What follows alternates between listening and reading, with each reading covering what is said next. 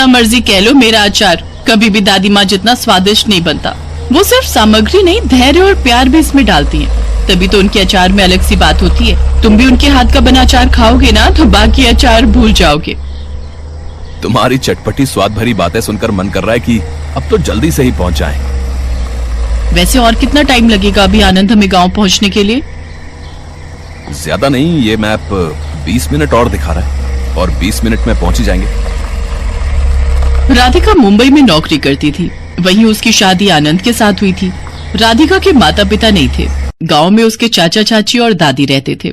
शादी के बाद वो पहली बार अपनी दादी माँ से मिलने उनके गांव जा रही थी। राधिका की दादी सुमित्रा बहुत ही स्वादिष्ट अचार बनाती थी, इसीलिए राधिका का तो बस मन था कि वो जल्दी से ही पहुंच जाए और अपनी दादी माँ के हाथों का बना स्वादिष्ट अचार आनंद को भी खिलाए। कुछ देर बाद आनंद और राधिका गांव पहुंच जाते हैं। सुमित्रा अपनी पोती राधिका को देखकर बहुत खुश होती है। दादी माँ, आज भी ये घर आपके हाथों के बने अचार के मसालों की खुशबू से महक रहा है। अरे बेटी, तो लो, ये लो ना, ये मैंने कच्चे आम तोड़कर पिछले दिनों ही ताजा ताजा अचार डाला है। इसका स्वाद आनंद बेटा तुम्हें भी बहुत पसंद आएगा। गरम गरम नमक मिर्च के पराठे और मक्खन के साथ खाओ। ये लो बेटा, चने दाल की खिचड़ी थोड़ी और लो। बस दादी माँ, पेट फुल हो गया मेरा तो। आपके इतनी तरह के स्वादिष्ट अचारों ने तो बहुत ही स्वाद ला दिया। माँ जी, जरा इधर आना। राधिका, तुम्हारी चाची बुला रही है, मैं अभी आती हूँ। हाँ बहू, बोलो, कुछ काम था? ऐसा है माँ जी, बड़े भैया भाभी तो अब इस दुनिया में रहे नहीं। राधिका शादी के बाद पहली बार अपने पति के साथ हमारे घर आई है। खबरदार, अगर इसे 100 रुपए शगुन से ऊपर दिए तो। हमारे पास कोई फालतू के पैसे नहीं है। आपका कोई भरोसा नहीं है। आप तो अपनी बड़ी पोती को कुछ भी उठाकर दे दोगी। अरे मेरी भी 2 बेटियां बैठी हैं, उनका भी ब्याह करना है, इसका क्या है? एक बार आदत पड़ गई तो रोज मुंह उठाकर गांव आ जाएगी। हाँ माँ, पहले ही राधिका की शादी में हम बहुत खर्चा कर चुके हैं। अब ये शादी के बाद अचानक मिलने आ जाएगी, कुछ तो सोचती, क्या पता था। और तुम भी पता नहीं क्या क्या उनके सामने रखे जा रही हो। अभी बस भी करो। और हाँ, ज्यादा रोकने की जरूरत नहीं है। बोल देना कि हमें कहीं जाना है, अपने आप शाम तक चले जाएंगे। कैसी बातें कर रहे हो तुम दोनों? तेरे बड़े भैया भाभी अब इस दुनिया में नहीं है, तो सुरेश बेटा, कम से कम माता पिता बनकर तुम दोनों पहली बार आए बेटी दामाद का सम्मान तो करो। अरे कर तो रहे हैं मान सम्मान। किस सम्मान की बात कर रही हो? माँ जी, तुम यहाँ रहती हो, तुम्हारा पहले बोझ कम है जो अपने मरे हुए बेटा बहू के बच्चों को भी बुलाती रहती हो। अरे हमने ही थोड़ी ठेका लिया हुआ है, तुम्हें भी पाले और तुम्हारे बच्चे के बच्चों को भी देखे। अभी राधिका की चाची बोल ही रही थी कि राधिका कमरे में आ जाती है। राधिका सारी बातें सुन चुकी थी। अब वो गुस्से में थी। बस चाची, अब और नहीं, आपने दादी को बहुत सुना लिया। अरे दादी और कहाँ जाएंगी अगर अपने बच्चों के घर नहीं रुकेंगी? क्या हुआ, मेरे मम्मी पापा दुनिया में नहीं है तो? मैं अभी जिंदा हूँ, मैं दादी को अपने साथ लेकर जाऊंगी। अब दादी आपके साथ नहीं रहेंगी। चलो दादी माँ, आप अपना सामान पैक करो, आप हमारे साथ आज ही शहर चलोगे। हाँ हाँ, ले जाएगी तो अपने माँ बाप पर ही, जैसे वो अकड़ में रहते थे। वैसे तू भी अकड़ में रहती है। पैसे वाला लड़का मिल गया ना तुझे, इसलिए इतना बोल रही है। अरे तुम रहने दो जी, इतनी अकड़ में अगर ले जाना चाह रही है तो ले जाने दो ना, देखना 2 दिन बाद वापस आ जाएंगी। सुमित्रा ने बिल्कुल भी नहीं सोचा था कि राधिका और आनंद पहली बार आएंगे और उसके चाचा चाची उसके साथ ऐसा व्यवहार करेंगे। सुमित्रा और राधिका फूट फूट कर रोने लगती हैं। अब राधिका नहीं चाहती थी कि उसकी दादी गांव में इस हालत में रहे, इसलिए राधिका और आनंद ने तुरंत फैसला लिया कि दादी माँ को अपने साथ शहर ले जाएं। और फिर सुमित्रा राधिका और आनंद के साथ शहर आ गई। शहर में सुमित्रा को सुकून था क्योंकि उसकी पोती राधिका और दामाद उसकी बहुत देखभाल करते थे। दादी माँ, अब आप हमारे साथ रहोगे। वैसे आपके हाथ का टेस्टी टेस्टी अचार यहाँ भी खाने को मिलेगा, क्यों आनंद? हाँ राधिका, वो तो है। दादी माँ मेरे भी अपने बड़े मेरे साथ नहीं है। आज आपको पाकर मेरी भी ये इच्छा पूरी हो गई। थैंक यू दादी माँ। जीते रहो मेरे बच्चों। सुमित्रा बहुत खुश थी। वो अपनी पोती और दामाद के लिए अचार बनाने की तैयारी करती है। राधिका सुमित्रा को बाजार लेकर जाती है। सुमित्रा अपने हिसाब से अचार के आम खरीद लेती है। घर आकर सुमित्रा ने अचार डालने की तैयारी शुरू कर दी। उसने आमों को धोकर काट कर धूप में सूखने के लिए रख दिया। अब मसाला तैयार करने का समय हो गया था। सुमित्रा ने लाल मिर्च पाउडर, हल्दी और नमक मसालों में मिलाया और सबको पीसकर दरदरा मिश्रण बना लिया। दादी माँ, ये देखिए, ये आम धूप में सूख गए हैं। बस तो फिर इन आमों में ये सारे मसाले और सरसों का तेल मिला देंगे। ध्यान रहे बिटिया कि प्रत्येक टुकड़े पर अच्छी तरह से मसाला लगा हो। इसे अच्छे से मिला लो। राधिका, याद रखो बिटिया, तेल को अचार के सभी टुकड़ों पर ढकना चाहिए। तेल अचार को खराब होने से बचाता है। फिर इस अचार को केवल समय की आवश्यकता है। बस अब इसे एक बड़े कांच के जार में डालकर कसकर बंद कर दिया। अब इसे कम से कम 1 सप्ताह तक रखा जाना चाहिए। बस इसे धूप दिलाते रहो और अगर तेल कम हो तो 3-4 दिन बाद और डाल देंगे। सुमित्रा ने आम का अचार तैयार करके रख दिया। राधिका की कुछ सहेलियां उससे मिलने आई हुई थीं। राधिका ने सभी को मठरी के साथ अचार दिया। राधिका, ये तो बहुत ही टेस्टी अचार है, कहाँ से मंगाया, मुझे भी बताओ। हाँ, अचार वाकई में बहुत स्वादिष्ट है। किसी न्यू ब्रांड का है क्या राधिका? हाँ, न्यू ब्रांड ही समझ लो। ये मेरी दादी का अचार है। मेरी दादी अचार बनाने में बहुत एक्सपर्ट हैं। अच्छा अच्छा, दादी जी, आपने ये अचार बनाया है, ये तो बहुत टेस्टी है। सच, ऐसा अचार मेरे घर पर भी सबको मिल जाए तो बात ही बन जाए। मेरे घर में सब अचार बहुत पसंद करते हैं। क्या आप मेरे लिए अचार डाल सकते हो? मेरे लिए भी दादी माँ, अगर आप अचार डाल दो। मैंने कई बार डालने की कोशिश की पर मेरे हाथ का अचार खराब हो जाता है, रुकता ही नहीं। मम्मी कहती हैं कि किसी किसी के हाथ का अचार नहीं रुकता है। अगर आप मेरे लिए डाल दो तो मेरी बहुत हेल्प हो जाएगी। हाँ हाँ बच्चों, क्यों नहीं। आजकल तो वैसे भी अचार के आम का सीजन है। मैं तुम सब के लिए अचार डाल दूंगी, बस मुझे कुछ दिनों का वक्त दो।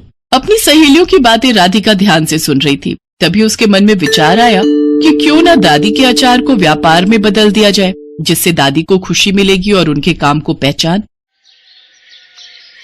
दादी माँ, मैंने और आनंद ने सोचा है हम आपके अचार को घर घर पहुंचाएंगे। दादी का अचार अब हर घर पहुंचेगा। हाँ दादी माँ, आपके बनाए अचार की तारीफ बहुत लोग करते हैं, तो क्यों ना आपके हाथों के अचार को एक नई पहचान मिले। राधिका और आनंद की बातें सुनकर सुमित्रा की आंखों में खुशी के आंसू आ जाते हैं।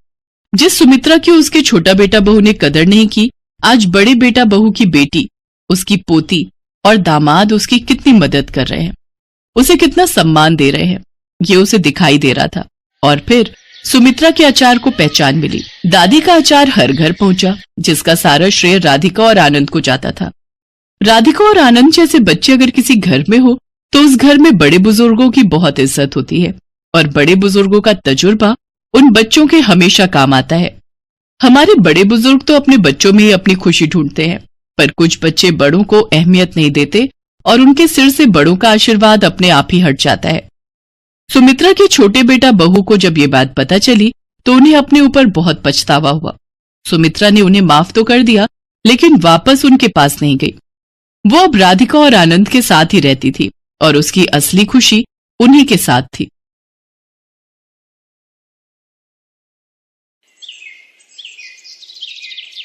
बीना और चंदर आजादपुर मंडी में साफ सफाई और मेहनत मजदूरी करके अपना पेट पालते थे। शादी के तकरीबन 2 साल बाद बीना गर्भवती हुई।